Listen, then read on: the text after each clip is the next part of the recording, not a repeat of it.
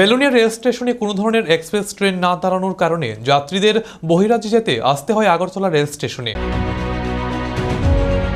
তাই দক্ষিণ ত্রিপুরার এলাকাবাসীর হয়ে বেলোনিয়া রেল স্টেশনে এক্সপ্রেস ট্রেন দাঁড়ানোর আবেদন নিয়ে মুখ্যমন্ত্রীর দ্বারস্থ হলেন দক্ষিণ ত্রিপুরার এক প্রতিনিধি দল। আবেদনপত্র হাতে নিয়ে মুখ্যমন্ত্রীও তাদেরকে আশ্বাস দিলেন কেন্দ্রীয় রেলমন্ত্রীর সাথে এই বিষয় নিয়ে কথা বলবেন এবং অতি সত্বর বেলোনিয়াতে যাতে এক্সপ্রেস ট্রেন কিছু সময়ের জন্য দাঁড়ায় তা সুনিশ্চিত করবেন। দেখেন, সবাইকে নমস্কার। যারা আপনাদের চ্যানেল দেখছেন বা সাংবাদিক ভাই বোন ভাইরা যারা এসেছেন, আজকে মাননীয় মুখ্যমন্ত্রীর আবাসে সরকারি আবাসের বাইরে আমরা আজকে আপনাদের মুখোমুখি হয়েছি এবং আপনারা এসেছেন। কিছুক্ষণ আগে আমরা মাননীয় মুখ্যমন্ত্রীর সাথে দেখা করেছি। মাননীয় মুখ্যমন্ত্রী প্রফেসর ডক্টর মানিক সাহা মহোদয় আমাদেরকে সময় দিয়েছেন, আমরা অত্যন্ত আভারী। এই জন্য আমরা ধন্যবাদ জানাই ওনাকে। আমাদের সাথে আছেন ঋষ্যমুখের প্রতিনিধি, বিলোনিয়ার প্রতিনিধি, রাজনগর এবং সাউথ ত্রিপুরার অনেক অঞ্চলের প্রতিনিধিরা আছেন। এখানে দীপায়নদা আছে, অলোকদা আছে, অসীমদা, ওনারা আছেন।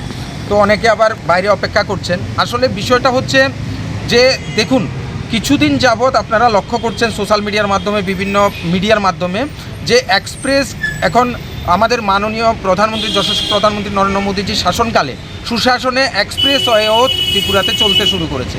আজকে শুধু আগরতলা পর্যন্ত না, সেটা সাবরুম পর্যন্ত চলতে শুরু করেছে। সেই সুদূর সাবরুম এক্সপ্রেসওয়ে, মানে ট্রেনের এক্সপ্রেসওয়ে। আর আপনারা জানেন কাঞ্চনজঙ্ঘা এক্সপ্রেসওয়ে এখন চলছে। কিন্তু দুর্ভাগ্যটা কোথায় লেগেছে, আমাদের যারা বিলোনিয়া নিবাসী এবং বিলোনিয়ার আশেপাশে, যেমন ঋষ্যমুখ, শান্তিরবাজার, রাজনগর, সাবরুমের একটা অংশ, ধনপুরের একটা অংশ, সেগুলোর একটা দুর্ভাগ্য লেগেছে তখন, যে সাবরুম থেকে সেটা একেবারে ডাইরেক্ট চলে যাচ্ছে দিল্লি বা যেখানে ওনার কাঞ্চনজঙ্ঘা এক্সপ্রেসের গন্তব্যস্থল। কিন্তু বিলোনিয়া স্টেশন হওয়া সত্ত্বেও, বিলোনিয়া স্টেশন আছে এবং দক্ষিণ ত্রিপুরার একেবারে প্রাণকেন্দ্রে থাকা সত্ত্বেও সেখানে দাঁড়াচ্ছে না। এই জন্য আমরা বিভিন্ন সময় বিভিন্ন মন্ত্রীর কাছে বা মাননীয় ডিএমের কাছে, মাননীয় ডিএমের কাছে আমরা ডেপুটেশন দিয়েছি এবং আবেদন করেছি। আপনারা জানেন আমাদের রোড ট্রান্সপোর্ট মিনিস্টারের কাছে আমরা গেছি, ওনার সাথে আমি ব্যক্তিগতভাবে কথা বলেছি এবং উনি সঙ্গে সঙ্গে সেটা দেখেছেন এবং আমরা প্রতিনিয়ত এটা নিয়ে কাজ করছি। আজকে বাধ্য হয়ে, এবং আমরা দেখছি এখনও বহুদিন হয়ে গেছে, আজকে প্রায় আমাদের কাজ চলছে, আন্দোলন চলছে বা আমাদের ডেপুটেশন চলছে ডিএম লেভেল, প্রশাসন লেভেল, মন্ত্রী লেভেলে বহু জায়গায় আমরা যাচ্ছি, কিন্তু সেভাবে আমরা আসলে এটার সদুত্তর পাচ্ছি না, কবে কাঞ্চনজঙ্ঘা এক্সপ্রেস দাঁড়াবে। তাই আমরা একেবারে শেষ পর্যায়ে আমরা সাউথ ত্রিপুরার মানুষ শেষে স্থির করেছি, না এবার আমরা সবার সিগনেচার নিয়ে, সবার স্বাক্ষর নিয়ে, বহু নাগরিকের স্বাক্ষর নিয়ে একেবারে প্রতিটা বিধানসভা থেকে আমরা মাননীয় মুখ্যমন্ত্রীর সকাশে এসেছি। মাননীয় মুখ্যমন্ত্রীর কাছে আমরা আবেদন করেছি যে উনি যাতে আমাদের এই আবেদনে সাড়া দেন।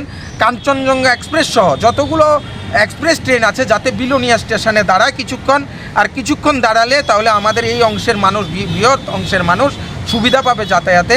এই আবেদনটা ছিল এবং উনি অত্যন্ত সুন্দরভাবে আমাদেরকে বলেছেন এবং আমাদের আশ্বস্ত করেছেন উনি কেন্দ্রীয় মন্ত্রীর সাথে কথা বলবেন এবং নিশ্চিতভাবে যাতে বিলোনিয়াতে এই দূরপাল্লার এক্সপ্রেসগুলো দাঁড়ায় এবং এখন যাতে কাঞ্চনজঙ্ঘা এক্সপ্রেস দাঁড়ায়, এটার ব্যবস্থা উনি করার জন্য আবেদন রাখবেন। ধন্যবাদ এবং ধন্যবাদ মাননীয় মুখ্যমন্ত্রী, মাননীয় সরকার প্রধানকে। কোথায় থেকে আপনারা এসেছেন? আমরা দক্ষিণ ত্রিপুরার প্রতিনিধিদের নিয়ে দক্ষিণ ত্রিপুরার থেকে এসেছি। আমরা এখন দক্ষিণ ত্রিপুরার প্রতিনিধিত্ব করছি আসলে।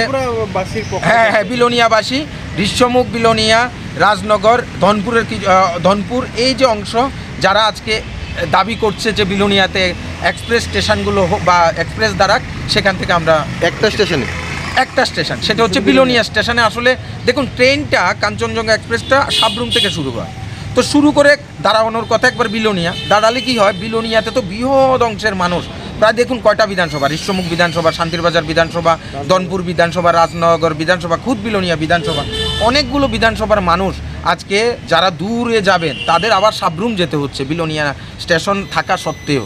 তাই আমরা রিকোয়েস্ট করছি যাতে ওই স্টেশনে কিছুক্ষণ 2 মিনিট বা 5 মিনিট দাঁড়া, এটা আর কি। বাংলাদেশের প্রচুর রোগী আসে। হ্যাঁ, সেটাও আসে।